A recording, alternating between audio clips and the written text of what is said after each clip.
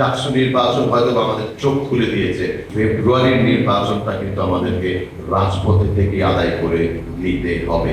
কঠিন সময় কিন্তু পার করছি। অনেকেই ভাবেন যে ফ্যাসিস্ট বিদায় হয়েছে, এখন বাংলাদেশটা গড়ার একটি নতুন সুযোগ এসেছে আমাদের সামনে।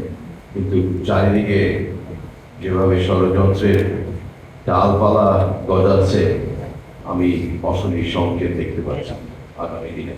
ফ্যাসিস্টকে বিদায় করেছিলাম ইস্পাত কোচিং ঐক্যের মাধ্যমে। পরিতাপের বিষয়, দুঃখের বিষয়, আপনারা দেখেছেন যে ক্ষমতার মোহে ফ্যাসিস্ট বিরোধী ঐক্যটা বিভাজিত হয়ে আওয়ামী লীগকে আবার ফেরানোর পথ খুলে দিচ্ছে। এর পরিণাম কিন্তু ভয়াবহ, আপনাদেরকে এটা অনুধাবন করতে হবে। আজকে আমরা নেপালে দেখেন, আমি অন্যভাবে আসছি, জেনারেশন জেনজি যাকে বলা হয়, তাদের আন্দোলনের মুখে তাদের আন্দোলনটা কি ছিল? দুর্নীতির বিরুদ্ধে। ওই কিছু সোশ্যাল মিডিয়া বন্ধ করে দিয়েছিল যেন প্রোপাগান্ডা বা সত্যটা প্রকাশ না হয়, এবং অপশাসন দুঃশাসনের বিরুদ্ধে যে আন্দোলন ছিল।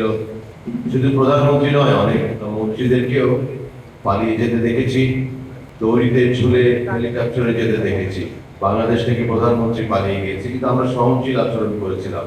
দরকার ছিল যারা ছিল তাদেরকে মেরে একেবারে দেশ থেকে বিতাড়িত করা। আমরা অনেক সহনশীল আচরণ করেছিলাম, যার ফলে আজকে তারা মাথা চারা দিয়ে উঠছে, তাই না? তো তাদের সেই অবস্থা দেখেছি।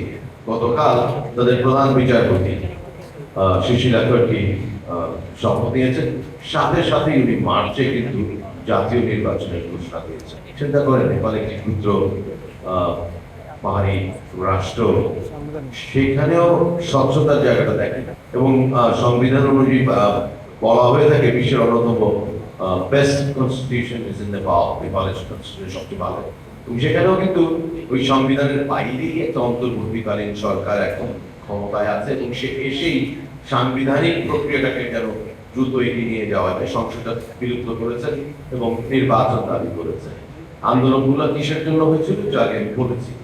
বাংলাদেশে দেখেন, জুলাই আগস্টে একটি আন্দোলন হয়েছে। প্রথমে কিছু ছেলে পেলে, আমি কাউকে খাটো করে বলছি না, সরকারি বিশ্ববিদ্যালয়ে তাদের জীবনের নিশ্চয়তা, চাকরির নিশ্চয়তার জন্য আন্দোলনে নেমেছিল, কোটা সত্যতা বাতিলের জন্য, তাই না?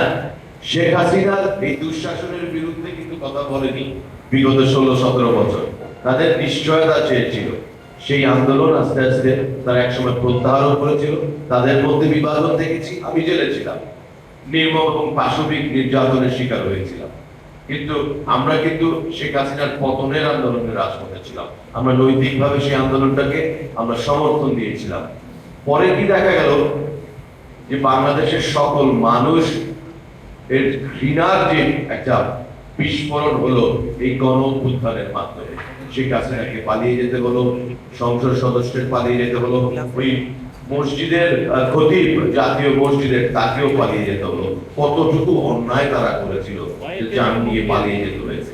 তো সেই জায়গা থেকে আমি ছন্দপতন ঘটিয়ে দিলাম। এখন আমি ছিলাম কোথায় সেটাই দিয়ে আমরা একটা আশা নিয়ে বিএনপির সাথে যুগপৎ আন্দোলনে আমরা ছিলাম, চার বিরোধী আন্দোলনে। সেখান থেকে আমরা যে একটি স্বপ্ন দেখেছি যে নতুন বাংলাদেশ করবো। বন্ধুরা, আপনারা সবাই জানেন, আমরা যুগপথে একসাথে ছিলাম। 23 সালের 13ই জুলাই, এই যে বিগত 16-17টি বছর রাষ্ট্রটাকে একেবারে ভেঙে চুরে চুরমার করা হয়েছিল, গণতন্ত্র হত্যা করা হয়েছিল, আইনের শাসন বলতে কিছু ছিল না। দুর্নীতিতে বাংলাদেশে তৈরি $4 বিলিয়ন, $234 বিলিয়ন পাচার হয়ে গেছিল। ব্যাংকগুলোকে একেবারে দেউলিয়া করে দেওয়া হয়েছিল। ব্রিঙ্ক অফ ব্যাংকরাপসি যেটাকে বলা হয়, একেবারে দ্বার প্রান্তে ছিল দেউলিয়াতের বাংলাদেশ। সেই বাংলাদেশটাকে মেরামতের জন্য আমরা বিএনপির ভারপ্রাপ্ত চেয়ারম্যান ঘোষিত 31 দফা সংস্কার কর্মসূচি দিয়েছিলাম। এর আগে কিন্তু কেউ সংস্কার করেনি, তাই না? কিংবা সংস্কারের চিন্তাও এইভাবে করেনি।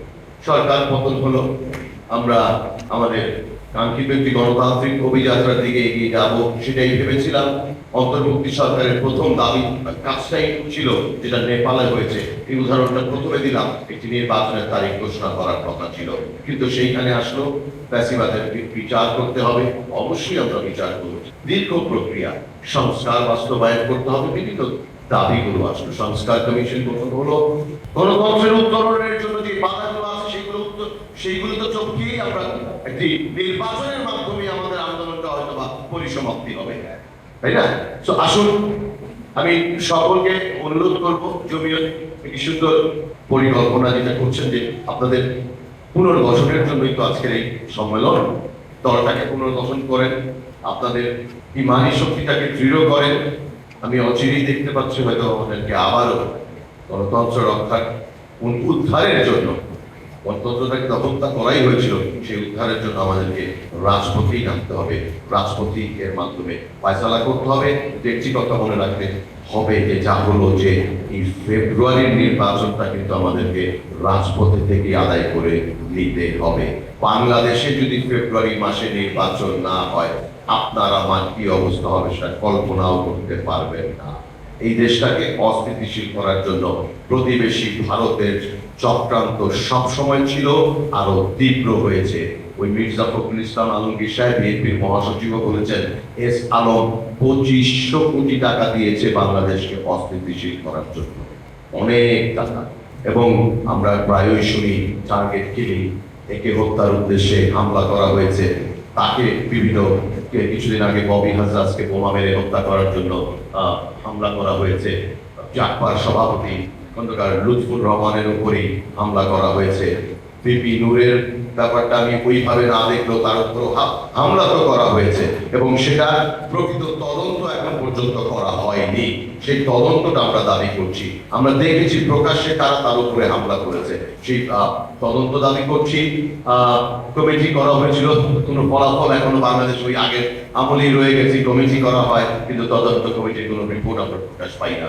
আমি বক্তব্য দীর্ঘায়িত করার জন্য আমি ক্ষমা চেয়ে নিচ্ছি। তবে আমার বিনীত অনুরোধ আপনাদের সকলের প্রতি, আসুন আমরা আমাদের ঐক্যটাকে সুদৃঢ় করি এবং আমাদের প্যারেন্টস অর্গানাইজেশন, বেসিক আমরা বিএনপির সাথেই আছি, তাদের উপরেও আমরা কিন্তু এই চাপটা অলওয়েজ বলবৎ রাখি। This is the time. আমাদের এখানে আত্মতুষ্টিতে ভোগার কোনো সময় নাই। আমাদেরকে আজকে বাস্তবতা উপলব্ধি করতে হবে। জাকসু নির্বাচন হয়তো আমাদের চোখ খুলে দিয়েছে। আমি সেটা জাতীয় রাজনীতিতে অনেক বেশি প্রভাব পড়বে বলে একেবারেই মনে করি না। যারা ফ্যাসিস্টের শাড়ির আঁচলে লুকিয়ে নিজের পরিচয় গোপন করে রাজনীতি করেছে, বাংলাদেশের জনগণ জাতীয় নির্বাচনে তাদেরকে প্রত্যাখ্যান করবেই করবে ইনশাআল্লাহ।